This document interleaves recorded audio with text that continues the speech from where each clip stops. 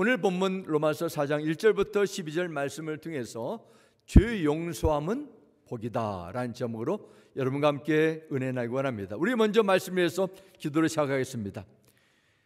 우리의 어두워진 심령을 진리의 빛으로 밝히시고 하나님의 형상을 세워나가시는 여호와 아버지 하나님, 우리가 주 앞에 서싸우니 말씀이 나에게 생명의 양식이 되도록, 진리가 되고 하나님이 주신 축복의 음성이 되도록 우리의 심령을 열어주시고 아멘으로 화답하도록 열린 마음 겸손한 심령으로 기경하여 주시옵소서. 성령님께 온전히 다가며 주 예수님의 이름으로 기도 올려드렸습니다. 아멘.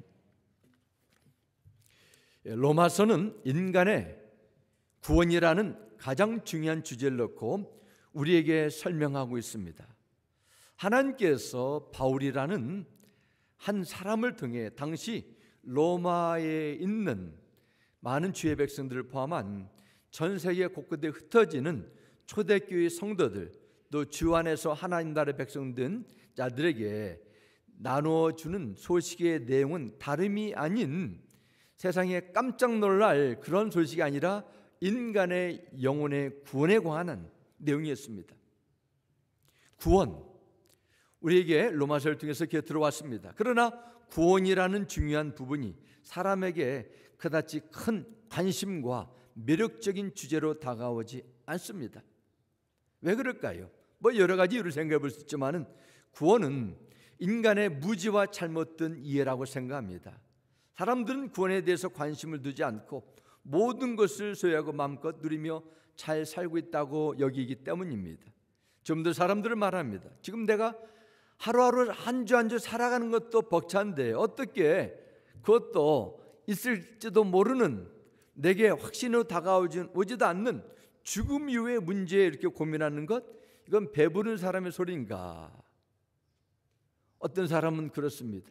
나는 지금까지 내 노력으로 내 능력으로 열심히 살아왔기 때문에 내가 인생을 즐기고 행복을 구가하는데 여기도 내가 지금 관심을 두기 힘든데 그런 것까지 내게 꼭 심각하게 고민할 필요가 있어.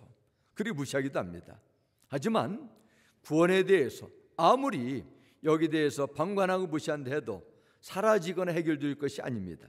우리는 매일매일 살아가면서 보고 경험하는 구원을 말하기도 합니다.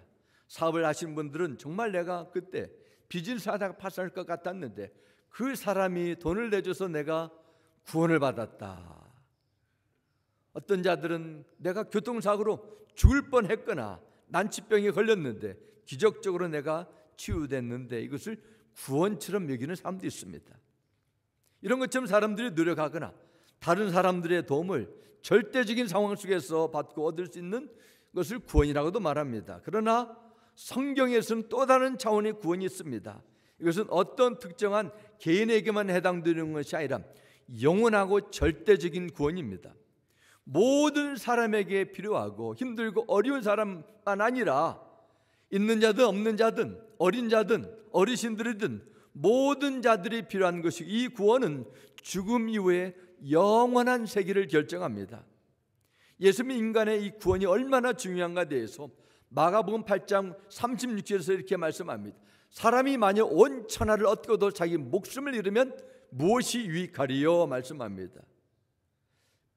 제 세상에는 모든 것을 구하고 모든 인기와 명예와 성공을 누렸는데 목숨을 잃다는 것, 이것은 단순한 육의 생명만 의지하지 않습니다. 하나님 앞에 완전히 버림을 받게 된다면 그 인생이 무슨 의미가 있겠냐는 것입니다. 구원은 세상의 모든 부동산, 과학기술, 금과 보화 같은 어떤 재물과 눈에 보이는 가시적인 그런 가치와 비교할 수 없을 정도로 소중합니다. 모든 사람은 때가 되면 죽음을 경험하게 되고 죽게 될 때 우리의 몸까지도 다 사라질 것입니다. 그러나 우리의 영혼은 영원해요. 모든 사람은 자신의 영혼이 하나님 앞에 서게 될 터인데 구원에 대해서 대답할 그 날을 맞이하게 될 것입니다. 그런데 여기에 심각한 문제가 있습니다. 인간이 죄로 타락해가지고 구원을 위해 어떤 일을 할 수도 없다는 것입니다. 아니, 구원에 대해서 이해도 안 가요. 그래서 로마서 3장 10절은 기록된 바 의인은 없나니 하나도 없으며 말씀하고, 로마도 5장 12절 말씀에도 그러므로 한 사람으로 말미암아 죄가 세상에 들어왔고 또 그 죄로 말미암아 죽음이 들어온 것과 같이 모든 사람이 죄를 지었기 때문에 죽음이 어떤 사람에게 왔어요? 모든 사람에게 이르게 되었습니다. 선언합니다. 그래서 모든 사람, 여러분과 저를 포함해야 돼요. 나를 포함해야 됩니다. 죽음이 있다는 것입니다. 영혼과 육체를 포함한 모든 사람은 타락하에 무능한 죄인이 되었습니다. 죄의 대가로 죽게 되고 그 후에 하나님 앞에 서게 되는 심판의 날이 있습니다. 그러나 사람의 마음과 생각이 허망해지고 인간은 구원을 위해 어떤 것도 할 수 없습니다. 그러면은 중요한 질문이 있습니다. 그러면 죄로 인해 가지고 번복된 인생이 어떻게 하나님 앞에 의롭다함을 받는가? 어떻게 하나님의 기준에 설 수 있는가? 이런 질문입니다. 대답은 오늘 말씀처럼 믿음입니다. 믿음. 그럼 믿음이란 그 구체로 무엇을 믿는 것인가 합니다. 그러나 하나님께서 우리를 구원하시기 위해 정하신 방법을 내가 전적으로 받아들여 적용하는 것이라, 이것을 믿음이라 합니다. 이런 하나님의 이러한 구원 방법을 믿음으로 구원을 얻는다. 또한 의인은 믿음으로 말미암아 살리라, 이렇게도 설명합니다. 어떤 기독교인들은 믿음에 대해서 오해하고 있는 경우가 있습니다. 내가 지금 원하는 것을 간절한 소원과 마음으로 가져다가 확신을 가질 때 이것이 믿음이라 생각합니다. 예전에 유행했던 시크릿이라는 그런 베스트셀러 책에서 나오는 내용입니다. 내가 무엇인지 원하는 것이 있으면 그것을 상상하면서 강력하게 소원하고 입술로 내 상상력으로 매일매일 소원하게 되면 그것이 그대로 이루어진다는 거예요. 아주 뉴에이지의 전형적인 방법입니다. 하지만 성경에서 말씀하는 믿음은 나에게 정말 필요한 것이 어떤 것을 강력하고 이루어질 것을 소원하는 것이 아닙니다. 믿음은 상상력을 동원한 자기 암시나 자기 최면도 아닙니다. 믿음은 믿음의 주가 되시는 하나님에 대한 신뢰예요. 하나님을 더욱더 신뢰하기 위해서는 우리가 해야 될 것이 있습니다. 하나님의 말씀을 통해 하나님을 더욱 깊이 알아야 돼요. 하나님을 아는 만큼 그분을 더 신뢰하고 의지할 수 있기 때문입니다. 그런데 문제는 죄로 타락한 인간의 마음과 생각이 너무도 어두워졌고 삐뚤어져서 하나님을 제대로 알 수 있는 영적인 능력이 상실되었다는 것입니다. 아니, 하나님을 알 수도 없는데 어떻게 하나님을 신뢰할 수 있습니까? 불가능합니다. 하나님을 알지 못하는 사람에게 주어진 선택은 몇 가지가 있습니다. 눈에 보이는 우상이나 귀신을 찾든지 아니면은 하나님의 존재를 부인하거나 찾는 것을 포기하고 내가 하나님처럼 모든 것을 내 뜻대로 내 유교에 끌리는 데 사는 것입니다. 인류 역사를 보면은 문화 시대를 초월해서 나름대로 절대자를 찾고자 하는 무수한 노력이 흔적이 다 나타납니다. 어떤 사람은 선한 행위로, 어떤 사람은 율법, 어떤 사람은 저 산속에 들어가서 사막에 가서 호행이나 선행을 통해 내가 뭔가를 이룰 수 있다고 노력합니다. 하지만 이런 종교적인 열망은 자신들의 마음은 어느 정도 다스릴 수 있다 하도 하나님 앞에서는 인간이 가지고 있는 자신들의 죄의 문제를 해결하는 데서는 어떠한 도움도 되지 못한다는 것입니다. 바로 그 죄값이 너무 크기 때문입니다. 누군가가 찾아와서 우리의 죄값을 대신 지불하고 죽음과 심판의 저주의 사슬을 풀어줘야만이 하나님 앞에 의롭다함을 받을 수 있어요. 그 일을 하시기 위해서 오신 분이 바로 예수 그리스도십니다. 그래서 로마서 3장 23절과 24절은 이렇게 말씀합니다.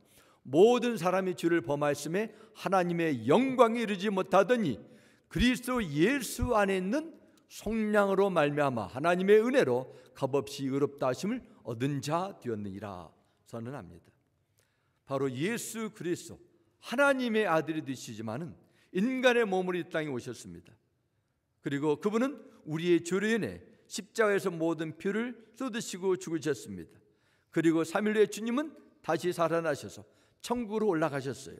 그리고 그분을 믿는 자에게 하나님의 죄 용서함이 이루어지고 구원이 있음을 보증해 주셨습니다. 그러면 믿음으로 의롭다함을 받는다는데 그 믿음, 구체적으로 무엇을 다시 의미하고 있습니까? 예수 그리스도만이 하나님께서 인류에게 주신 유일한 구원자 되심을 고백하며 예수님만을 신뢰하고 그분을 통해서 내가 짊어졌다, 아니 나를 얽매이고 있는 죄와 사망에서 벗어나 하나님 앞에 의롭게 여기시다는 이 놀라운 구원의 선물을 아멘으로 받아들이는 것, 그것을 믿음이라 합니다. 그럼 이렇게 믿음으로 하나님 앞에 의롭게 여기고 구원 얻는다는 것을 좀 더 신학적인 표현으로 의신칭의 justification 이렇게도 말합니다. 그래서 종교개혁자 칼빈은 구원을 얻게 하는 이러한 믿음을 바로 열린 손이라 말합니다. 하나님께서 다 예배해 두셨어요. 내가 열린 손으로 받아들이는 것, 나의 반응, 이것을 믿음이라도 설명했습니다. 믿음은 하나님께서 주시는 이 어마어마한 구원의 선물을 받아들이고 손을 여는 것과 똑같다는 것입니다. 그런데 이렇게 믿기만 하면 구원을 받는다, 이게 도대체 이거 사실인지 아닌지 사람들이 받아들이기 어려워해요. 왜냐하면 이것은 이렇게 해서 정말 구원이 이루어지는가? 너무도 쉽게 여기는 그런 생각을 하기 때문입니다. 사람들이 가지고 있는 본성 가운데 하나는 내가 뭔가를 해야 하나님 앞에 뭔가를 쌓고 공을 얻어서 받는다는 그런 의식이 지배하고 있습니다.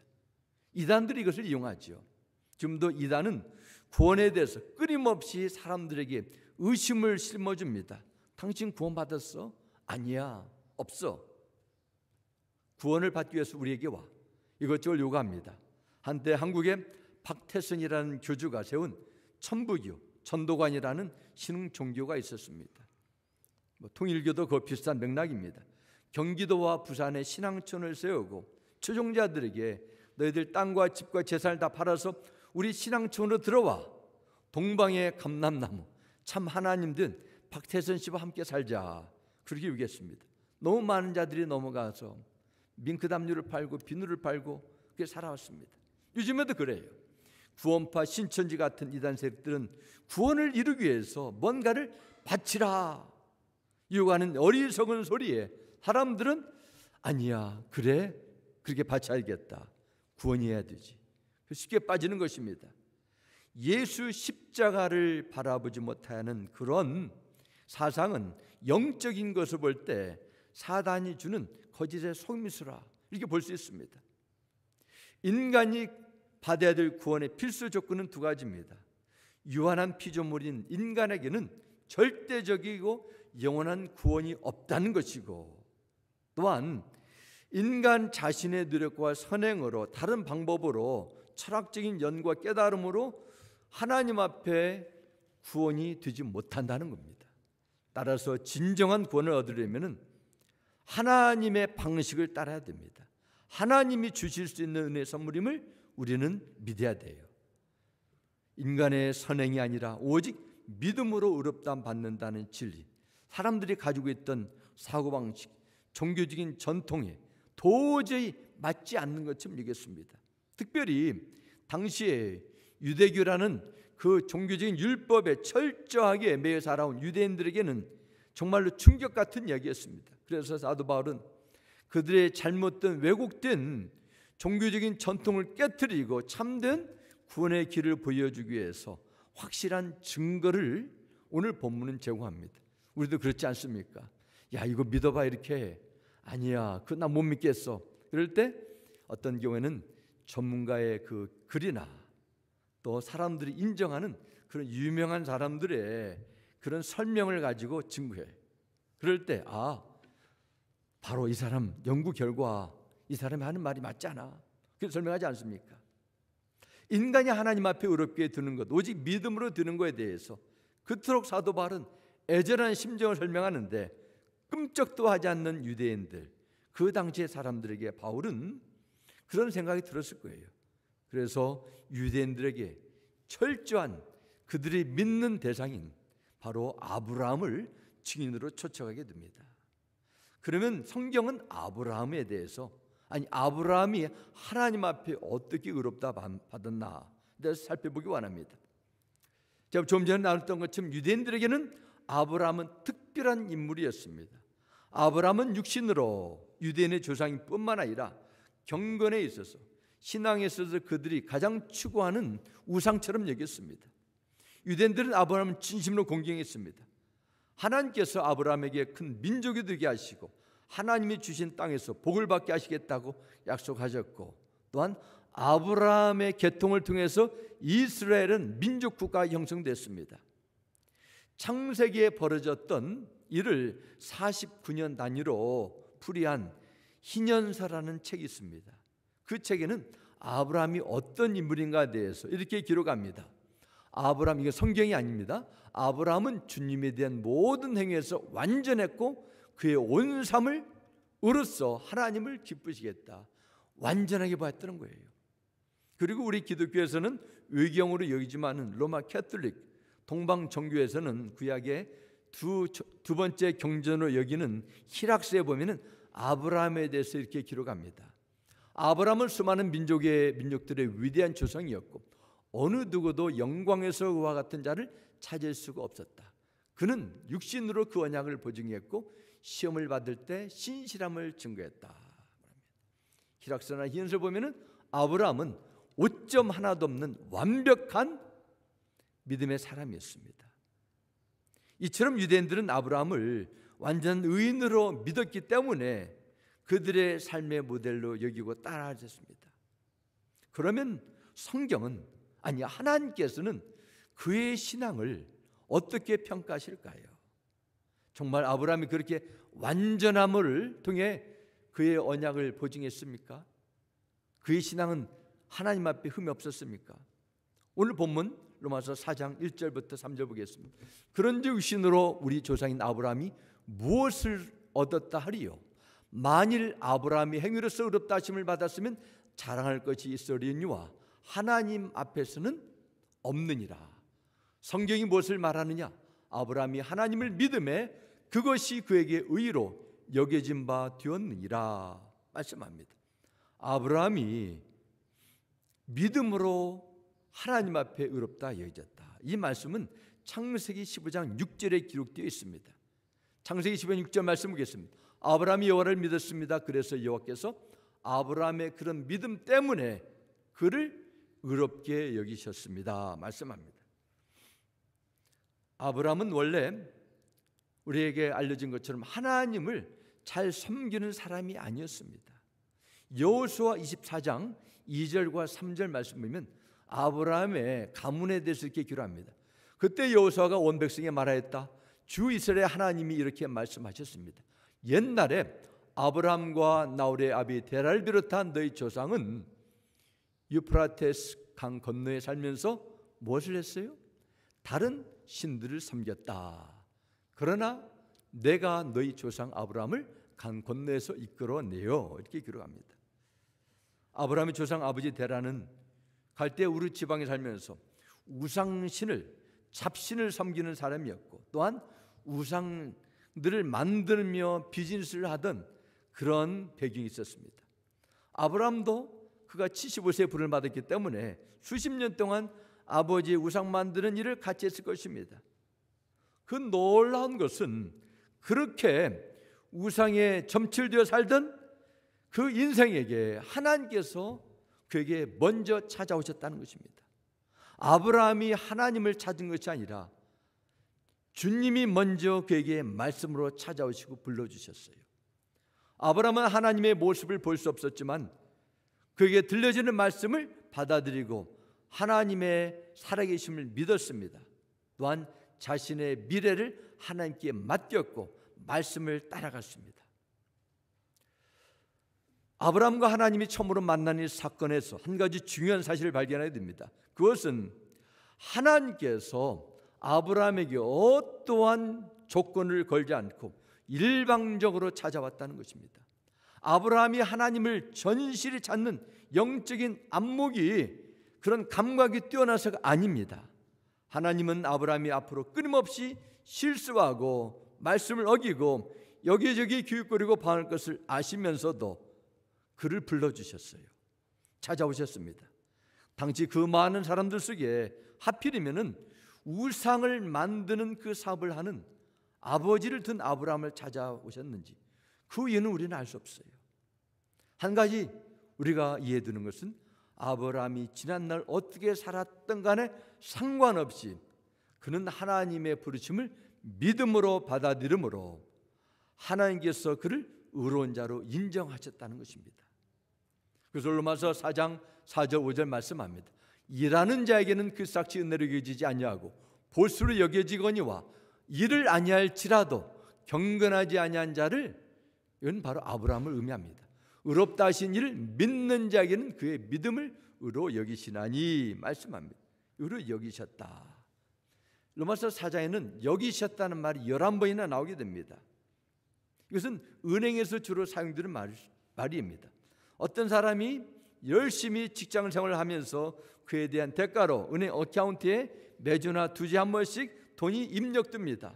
만약 입력되지 않으면 회사에다가 고용주에다가 찾아가 청구해야 됩니다. 이것은 자신이 일한 대가가 되기 때문입니다.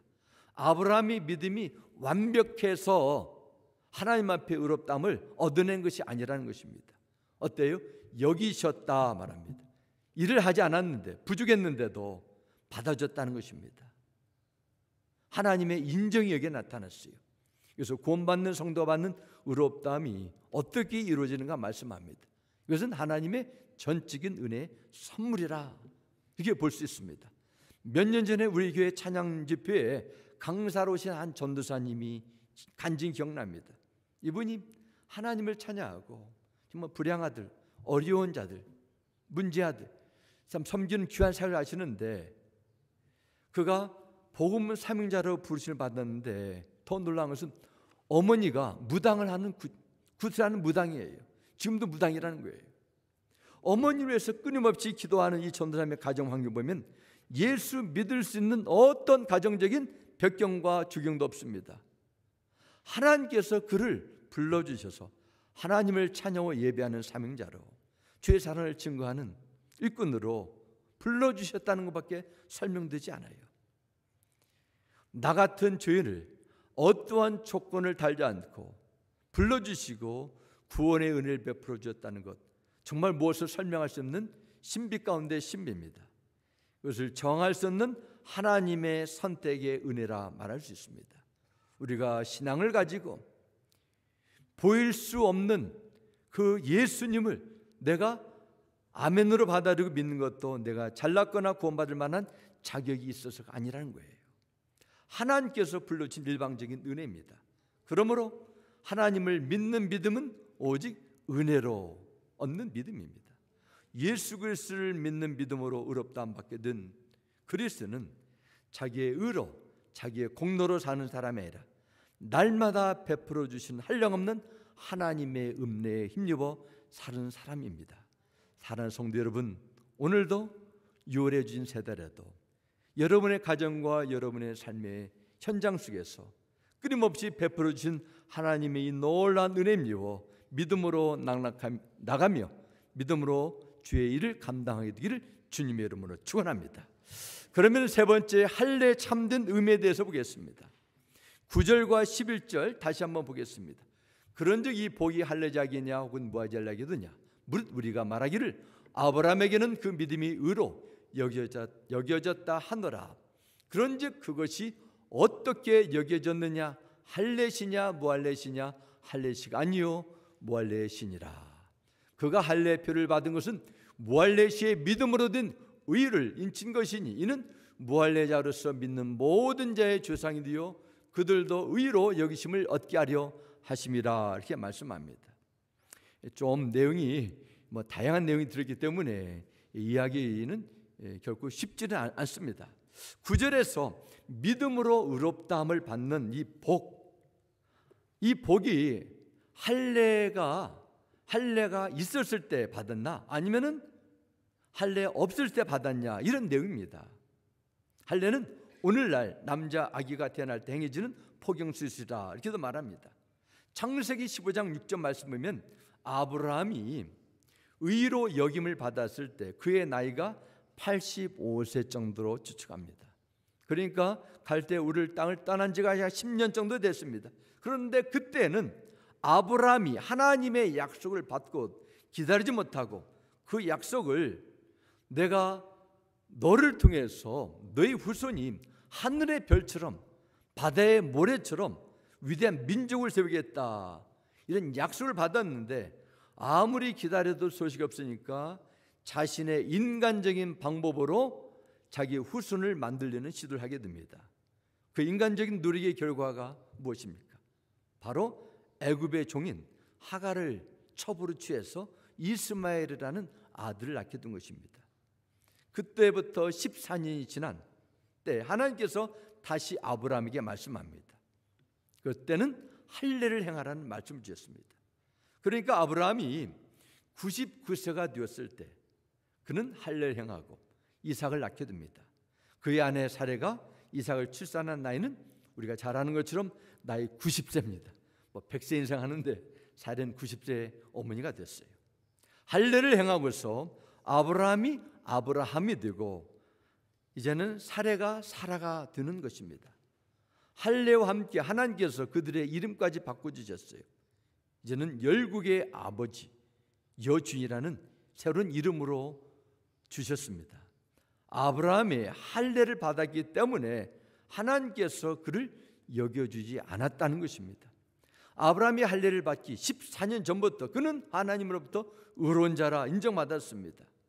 그러니까 믿음의 조상이 된 것은 할례를 받아서가 아니에요. 하나님을 신뢰하는 믿음으로 의롭다함을 받았기 때문에 하나님은 그에게 할례를 요구한 것입니다. 그 내용이 11절 말씀입니다. 그는 할례를 받지 전에 하나님으로부터 인정을 받았다, 그 내용입니다. 한 인간이 하나님 나라의 백성이 되는 것도 같습니다. 이스마엘처럼 인간적인 방법이나 인간적인 수단, 노력으로 안 된다는 거예요. 사라의 나이 90세에 어떻게 아이를 낳을 수 있습니까? 이것은 하나님의 기적적인 생명의 창출의 역사예요. 그런 것처럼 죄로 인해서 영이 죽은 자가 생명을 얻게 되는 것은 오직 하나님의 방식으로밖에 안 된다는 것입니다. 인간적인 방법이나 공로가 아니라 오직 하나님께서 행하시는 방법으로 나의 죄의 문제를 처리해 주시고 하나님 앞에 의롭다함을 받게 된 것입니다. 그 길이 바로 예수 그리스도의 십자가예요. 그러면 하나님께서 예수 그리스도를 믿기만 하면 다 의롭게 계십니까? 인간이 하나님 앞에 의롭게 여기기 위해서 반드시 거쳐야 할 필수 과정, 관문이 있습니다. 그것은 바로 죄를 용서받는 것입니다. 그 내용이 바로 6절부터 8절입니다. 이라는 것이 없이 하나님께 의로우심을 받는 사람의 복에 대하여 다윗이 말한 바, 불법이 사함을 받고 죽어 가리워짐을 받는 사람들은 복이 있고 주께서 그 죄를 인정하지 아니할 사람은 복이 있도다 함과 같으니라 말씀합니다. 하나님 앞에 의롭다함을 받는 것이 복인데 그 복이 어떻게 되는가? 오늘 본문 4장 6절부터 8절은 시편 32편 1절부터 2절에 나오는 다윗이 하나님께 올려드리는 기도시를 인용하고 있습니다. 시편 32편의 배경은 다윗이 일생의 오점이 되었던 밧세바와 사건, 또 우리아를 죽인 그 살인사건, 그 엄청난 죄를 지은 후에 회개하고 용서받은 기쁨을 기록한 내용입니다. 다윗은 이스라엘 왕의 권력을 취하고 있었지만은 나단 선지자의 지적을 받고 하나님 앞에 엎드렸습니다. 그리고 하나님께서 그의 죄를 용서하시는 은혜를 하나님의 원하는 사랑을 경험했습니다. 비록 그는 하나님 앞에 정말 지울 수 없는 악한 죄를 범한 죄인이었지만 하나님께서 용서받고 의로운 자로 이기신 그 기쁨을 찬양하는 것입니다. 그리고 이것이 무엇이라고 해요? 복이라고 해요. 복, blessing. 세상에 복처럼 여기는 많은 대상이 있습니다. 사업에 성공하고 직장 승진하고 하는 일만 잘 될 때, 자녀들이 잘 될 때, 무병장수할 때 복받았다 말합니다. 그러나 다윗은 왕으로서 자신의 권력, 소위 인기를 복이라고 말하지 않았습니다. 하나님 앞에 죄 용서함 받은 것이 뭐라고 했어요? 복이라는 거예요. 복. 우리는 복음, 복된 소식이라는 것입니다. 정말 그렇습니다. 하나님 앞에 용서함 받는 것이 복이에요. 왜 그것이 복이 돼요? 그건 바로 죄의 대가는 죽음이고 심판인데 하나님 앞에서 그것을 다 청산해 줘서 내 영원한 운명이 바꿨기 때문에 얼마나 복인 것입니까? 여러분 생각해 보십시오. 내가 해결할 수 없는 죄의 결과로 하나님 앞에 영원히 버림받아 지옥으로 떨어지지 않은 운명이었는데 여기에 벗어나는 것이 왜 복이 아니겠습니까? 그러면 어떤 사람이 하나님 앞에 베푸시는 이 죄 용서함의 복을 받습니까? 한 가지예요. 죄가 적어서도 아니고 한 가지인데 바로 죄를 고백하는 사람입니다. 이것을 회개라고도 말합니다. 다윗이 하나님의 앞에 의로심을 받은 때는 그가 블레셋과 싸워 승리하거나 언약궤를 예루살렘으로 옮기는 그런 위대한 일을 했을 때 복이 아닙니다. 그 이스라엘 왕으로 사무엘 선지자로부터 기름 부음 받을 때 복이라고 말하지 않습니다. 놀랍게도 그가 불법을 저지르고 하나님 앞에 회개하며 용서함을 받았을 때 이것이 복이라 했습니다. 하나님께서 베푸시는 주용서함은 저절로 되지 않습니다. 오직 회개하는 자에게 베푸시는 은혜의 선물이에요. 그러면은 하나님께서 용서하시고 의롭게 이어졌는데 그러면 여기에 나오는 할례와 무슨 관련이 있냐? 그 증표가 바로 죄 용서함 받고 하나님의 언약의 백성이 된 증표가 바로 할례라는 것이죠. 그것이 할례에 참된 의미입니다. 골로새서 2장 11절과 12절 말씀 보겠습니다. 그분 안에서 여러분도 손으로 행하지 않는 할례 곧 육신의 몸을 벗어버리는 그리스도의 할례를 받았습니다. 그것이 무엇입니까? 여러분은 세례로 그리스도와 함께 묻혔고 또한 그분을 죽은 사람들 가운데 살리신 하나님의 능력을 믿는 믿음으로 그리스도 안에서 그리스도와 함께 살아났습니다 말씀합니다. 십자가의 보혈의 은혜를 믿는 믿음으로 하나님 앞에 의롭다 됐습니다. 그래서 성경적으로 보여주는 증거가 나의 믿음의 고백으로 나타나는 증거가 세례를 받는 것이라 하는 것입니다. 죄의 용서함은 회개를 통해서 오는 것이기 때문에 회개가 없이 하는 행위는 하나님 앞에 아무런 의미가 없습니다. 마찬가지로 예수 그리스도를 믿지 않고 회개가 없는 세례는 아무런 의미가 없어요. 여기서 중요한 것은 내 마음이 하나님 앞에 바로 해결이 되냐는 거예요. 회개를 통해서. 신명기 10장 15절부터 16절은 이렇게 모세를 통해서 말씀합니다. 오직 여호와께서 지금처럼 다른 모든 민족들 가운데 너희를 선택하신 것은 너희 조상들을 기뻐하고 사랑하셨기 때문이다.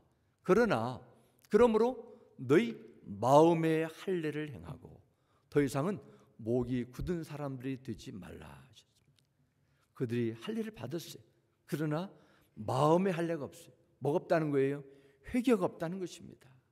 모세는 이스라엘 백성들에게 위용적으로 할례를 받은 것이 중요한 것이 아니라 할례를 받은 백성으로 제대로 살지 못하는데 그것은 바로 마음으로 하나님 앞에 회개하고 돌이키지 않는 그런 결단이 없어졌다는 지적입니다. 그들이 할례를 받았어요. 자부심 있었습니다. 난 괜찮다 했는데 하나님께서는 그렇게 보지 않았어요. 할례만 받았다고 자랑하는 것 아무 의미가 없다는 것입니다. 이 말씀은 오늘을 사는 모든 그리스도인들에게 주시는 질문으로도 봐야 돼요. 내가 교회에 등록 교인이 됐습니다. 성도가 됐어요. 직분을 받았습니다. 경험이 있어요. 이것보다 중요한 것은 내 마음이 하나님 앞에 온전히 올려드리냐는 것입니다. 어떻게 돼요? 오직 회개와 주 용서함을 통해 예수 십자가의 보혈의 은혜를 날마다 경험하는 것이 마음의 할례를 받는 거예요. 그래서 빌립보서 3장 3절 이렇게 말씀합니다. 하나님의 성령으로 봉사하며 그리스도 예수로 자랑하고 육체를 신뢰하지 아니하는 우리가 곧 누구예요?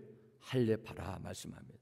성령의 인도함을 받고 오직 주 예수의 복음을 자랑하고 그분의 보혈의 능력에 의지해 사는 자가 진정한 할례파라는 것입니다. 사랑하는 성도 여러분, 우리도 아브라함처럼 하나님의 특별한 은혜에 힘입어 부르심을 받고 이 자리에 나왔습니다. 여러분은 하나님의 존귀한 자니에요. 거룩한 나라예요. 왕같은 제사장의 이 엄청난 자녀의 신분을 받은 언약의 백성입니다. 그렇다면 여러분은 죄 용서의 자유와 죄 용서의 그 충만한 기쁨을 누리고 계십니까? 받은 하나님의 부르심에 합당하게 살 수 있도록 늘 주 예수의 십자가의 보혈을 의지하며 성령의 선물을 받으시고 그분이 공급하시는 능력으로 살아가시길 바랍니다.